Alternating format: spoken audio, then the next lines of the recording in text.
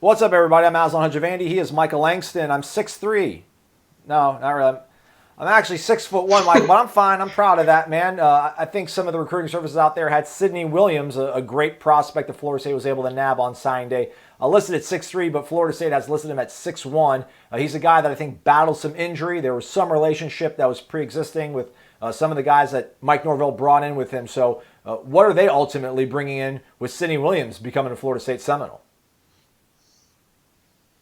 Well, I think first of all, you get a very rangy defensive back. He can cover a lot of range. He's got long arms, so he cuts down passing windows really well. Very fast prospect, closes very quickly on passing windows, and he's also one of the best athletes they've gotten in this class. And I think that's the one thing people haven't talked about is his tremendous athleticism and the way he can high point the ball and on picks or pass deflection. So that's a big part when you play safety. With the size and his frame, his ball skills, his returnability, he fits playing safety here. He has an edge about him. He's very competitive.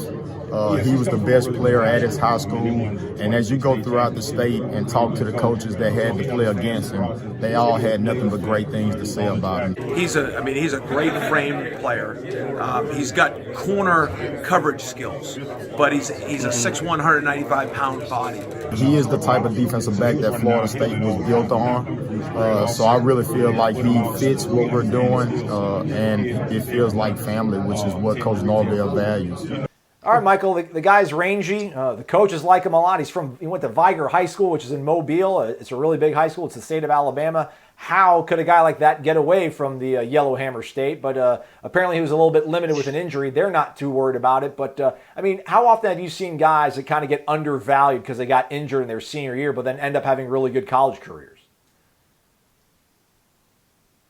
It happens quite often because schools are still, and there's so many corners, there's so many choices at corner of kids out there. So, you got a guy, he had a banged up hand, but sidelined him for a while. Then he had a laboring injury in his shoulder, so that kind of sidelined him again. So then coaches didn't really get a chance to stick with him, and I think Coach Woodson, DB coach, stuck with him, saw a lot of things that he liked even when he was at Auburn. And I think they jumped on. They're like, we got to get this guy. He's too good in the secondary not to have this guy with the way he's rangy, the way he can cover, the way he can.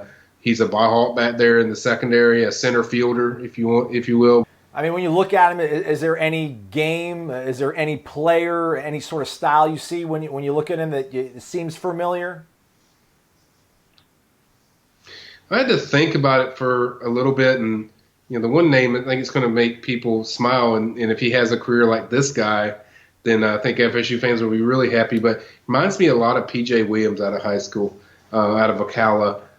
P.J. was very rangy, could close windows, long arms as far as passing windows, and has pretty good speed, and certainly was athletic. But the two of them reminded me of each other, just the way their athleticism is, and also their hitting ability. They're physical players.